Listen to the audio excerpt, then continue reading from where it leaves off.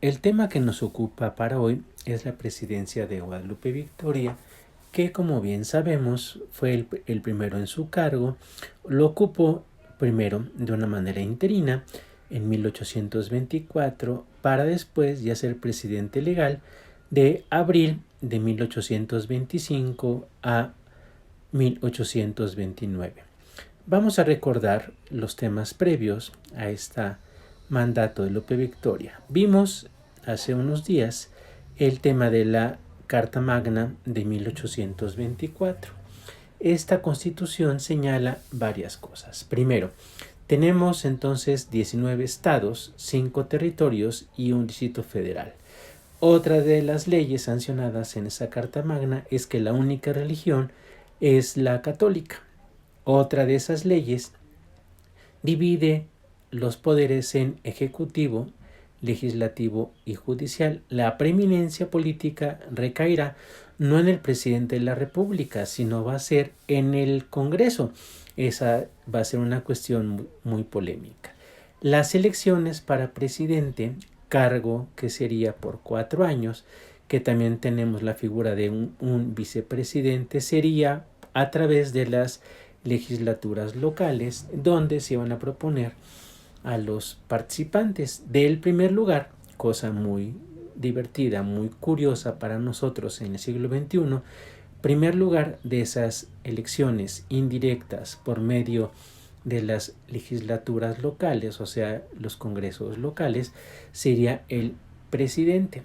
El segundo lugar, cosa inaudita para nosotros hoy en día, sería el vicepresidente. Entonces tendríamos, por decirlo de alguna manera, que si con esa fórmula política hubiera sido la elección de hace 2 años, del 2018, presidente el Peje, vicepresidente Videgaray, ¿no? Entonces serían pues enemigos políticos, como en efecto son, muy diferente a como lo hacen los norteamericanos, que son compañeros de fórmula, que son del mismo partido.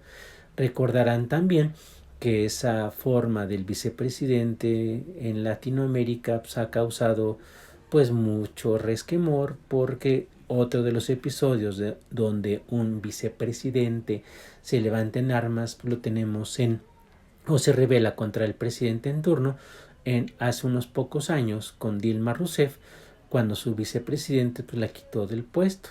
Entonces vemos que entonces que América Latina, desde que sus colonias se hicieron independientes y ahora tenemos países, un caso es México, también que es un caso inaudito, porque como bien sabemos los demás virreinatos latinoamericanos se fraccionaron. En el caso mexicano, pues vemos que con el imperio de Iturbide pues se juntan las comandancias del norte, los territorios del norte, Nuevo México, California, Texas, Santander, las audiencias, la capitanía de Guatemala y el territorio de Yucatán, que no estaban muchos de estos dentro del reino de la Nueva España. Entonces, el caso mexicano, desde su independencia, 1821, donde se integran estos territorios, pues la hacen un país pues, realmente muy grande. A lo mejor no hay cohesión.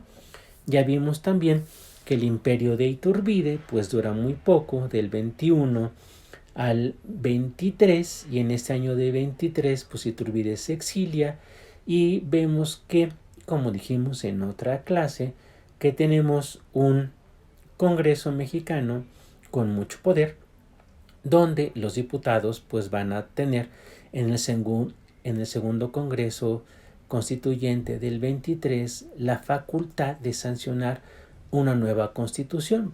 Por fin se tiene una propia. A lo mejor los modelos no son los idóneos, porque México voltea a la de Cádiz 1812, pero también va a tener como modelo la norteamericana de 1787, y pues además del aporte propio, ¿no? En donde se critica esta Carta Magna mexicana, primero porque no hay tolerancia religiosa. Como bien lo indica su artículo primero, la única religión es la católica. Entonces vemos ahí poco a poco que en el caso mexicano, pues va cobrando el ejercicio del poder. Tenemos un intento de una monarquía que no cuaja, ya explicamos muchas de las razones. Después hay un interregno donde hay un triunvirato, hay tres autoridades en el ejecutivo para dar paso a la presidencia interina, primero de Lupe Victoria unos cuantos meses, y ya después, cuando se sanciona esta constitución del 24, tendremos entonces un presidente con un vicepresidente por 4 años. La salvedad de explicar cómo operó esta constitución, que es muy federal, que da a los estados, que son libres, autónomos y soberanos, va a provocar muchísimos problemas. Entonces tenemos que los estados son autónomos. Tenemos que la preeminencia política es de los diputados. Queda entonces muy poquito por hacer. Entonces vamos a ver poco a poco cómo salva esta situación tan complicada el primer gobierno de que emanado de esta Carta Magna del 24. La presidencia entonces de Lupe Victoria, que dura de 1825, ya como presidente legal, a 1829, pues es de los pocos presidentes que puede terminar su periodo. Vamos a ver que hay un cúmulo de problemas, que el país recién independizado pues tiene muchas cuestiones pendientes, impuestos, economía, destruida la minería, sin comercio, sin marina mercante, con muchos soldados, que va a ser un problema fundamental durante largos años, ese problema de cómo mantener un ejército que devora todo el presupuesto, y además sin contar con un buen sistema de tributación. Entonces Lupe Victoria tiene 4 ministros. Ya habíamos dicho esto de los secretarios de Estado para aquel momento cuando México se independiza. Iturbide propone 4 secretarías: la de Relaciones Interiores y Exteriores, la de Hacienda, la de Negocios Eclesiásticos y Justicia, y por otro la última, Guerra y Marina. Entonces vemos que cuando el país se independiza no hay partidos políticos. Una de las cuestiones muy interesantes para su estudio es ver cómo las logias llegaron a México, bueno, Nueva España, con el ejército expedicionario español, que llegó, como ya platicamos en otra clase, en 1814, y vamos a encontrarnos en el periodo de gobierno de Lupe Victoria 2 logias: la logia yorquina, tendiente, proclive a ser como los norteamericanos, que es su gran líder, el gran masón, grado 33, es Vicente Guerrero. Y por otra parte tenemos la logia escocesa, donde su gran maestre es Nicolás Bravo. Y los problemas comienzan a aparecer. Lupe Victoria, pues como no hay dinero, tiene que pedir prestado. Eso se llama empréstito, es un préstamo que pide un gobierno a otro.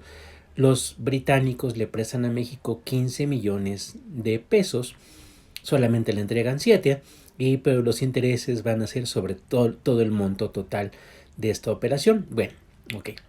Con esa lana pues se ponen a echar pues varios proyectos, se paga a los soldados, se paga el ejército, que devora, como dije hace ratito, pues las finanzas públicas.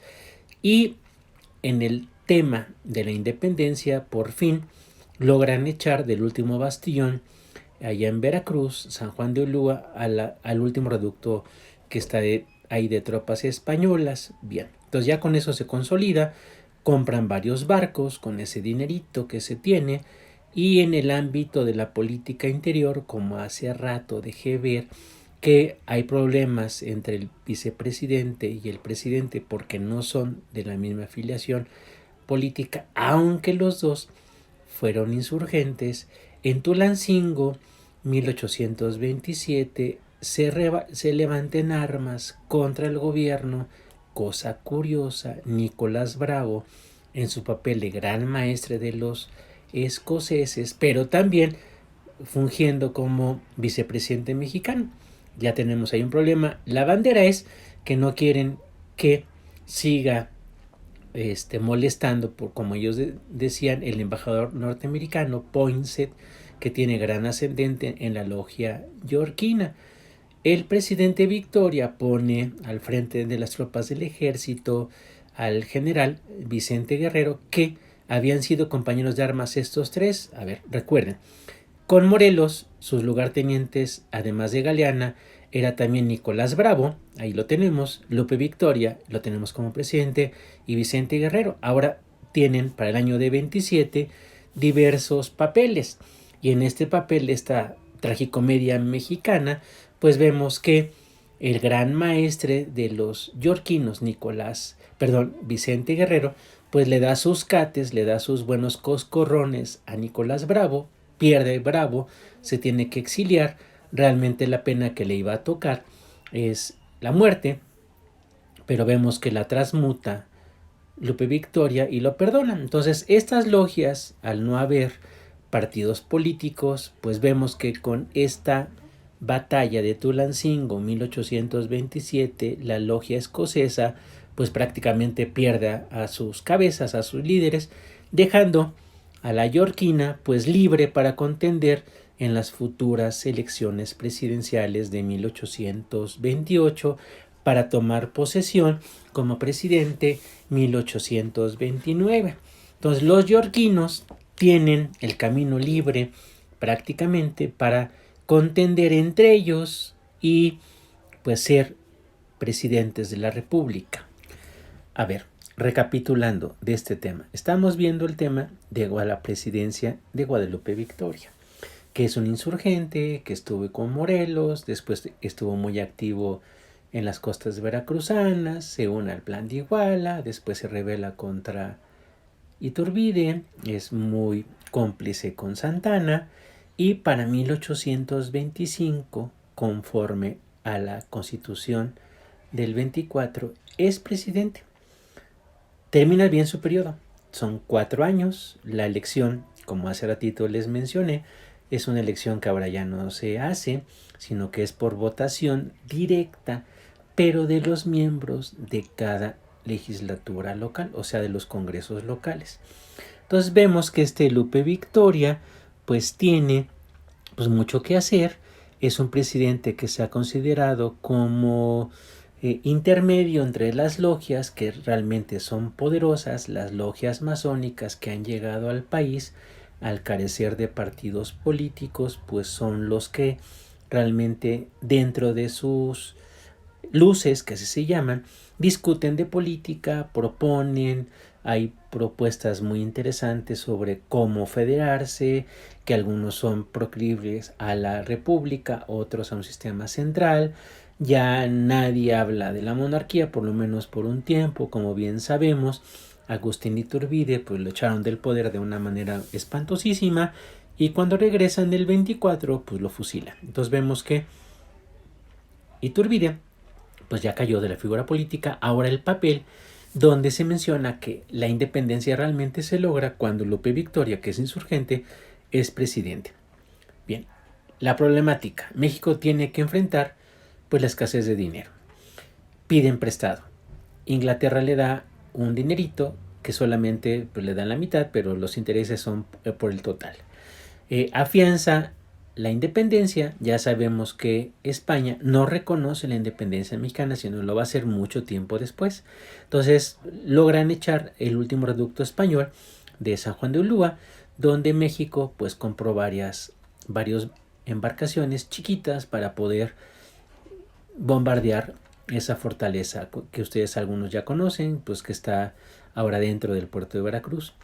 Bien, en el ámbito interno, como hace rato expliqué, lo que hace Lupe Victoria es navegar entre las aguas de las logias, entre los yorquinos y los escoceses, se posiciona en un carácter intermedio, no le da juego a ninguna, pero con las especulaciones, con la grilla, como hoy decimos, donde la intromisión del embajador norteamericano es muy clara, pues se rompen las banderas de esa realidad política pegada con alfileres, que es muy volátil.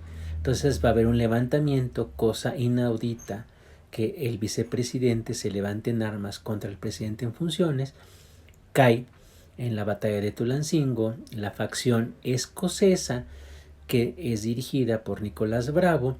Entonces los yorquinos, que es la otra logia que es poderosa, pues prácticamente tiene el camino despejado para que la elección de finales de 1828 sea solamente entre ellos, porque los escoceses, pues gran parte de la plana mayor de esta logia se tiene que ir a Guayaquil al destierro. Entonces, de la presidencia de Lupe Victoria, ¿qué podemos decir? Que duró en efecto sus 4 años, que aplicó el Código del 24, es decir, la Constitución. Tuvo en efecto algunos problemas con gobernadores que se querían ir del pacto federal, que por negociaciones pudo conservarlos. También mandó al lejano norte una comisión de generales para que estudiaran el caso de Texas, ya que los norteamericanos comenzaron a ofrecer dinero por ese territorio. Ocupa la fortaleza de San Juan de Ulúa, ya prácticamente no hay presencia militar extranjera en el país, y el aspecto económico pues lo va a salvar con un empréstito que pide a un banco británico.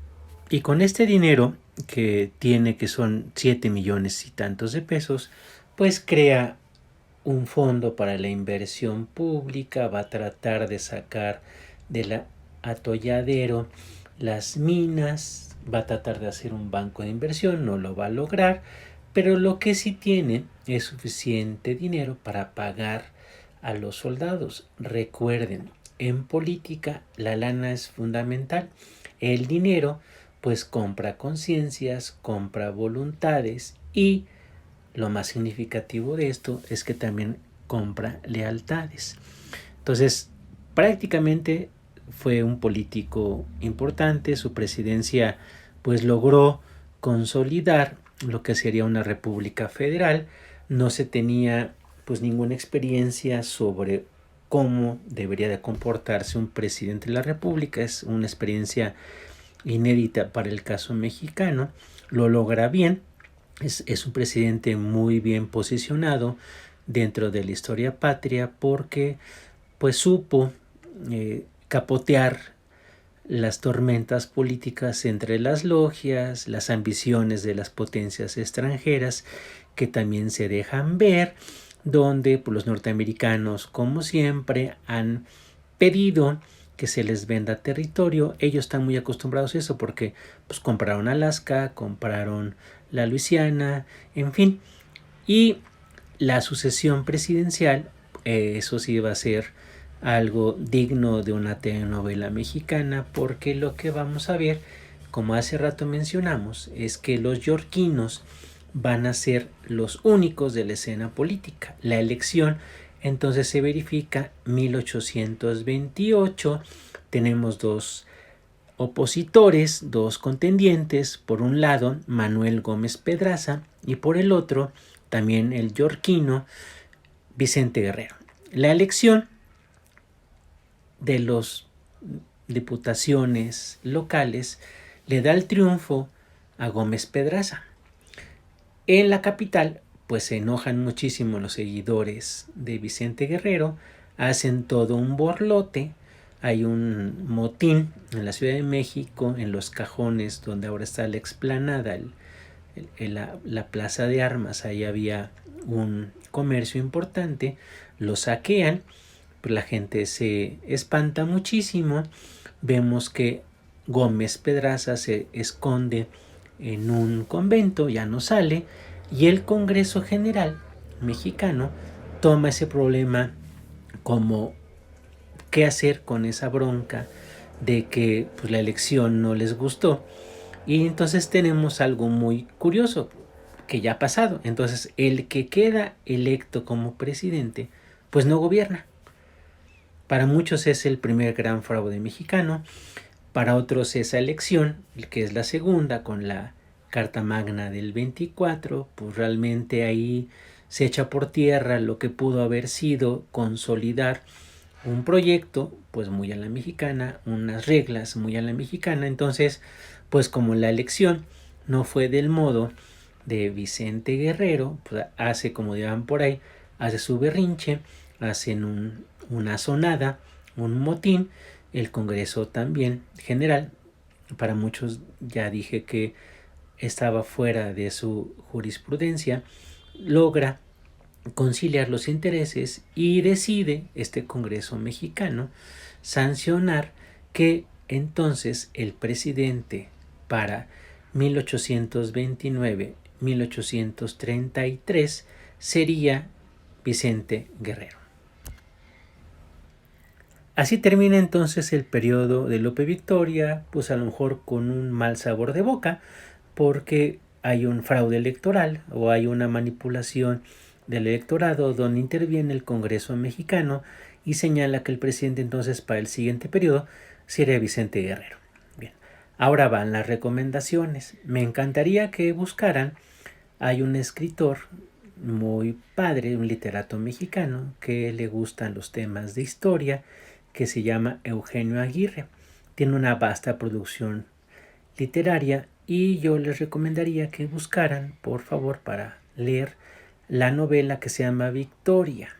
Entonces, Eugenio Aguirre y la novela se llama Victoria. Léanla, les va a gustar. Tiene más textos y iré recomendando otros más a lo largo de estos videos donde van a escuchar mi voz, donde me van a ver. Y entonces exhorto, también aprovechando el comercial, a que sigan viendo los videos, vayan haciendo lo que les pida, algunos mapas, cuadros, que lean las novelas que recomiendo. Sería todo por hoy. Que tengan un excelente día.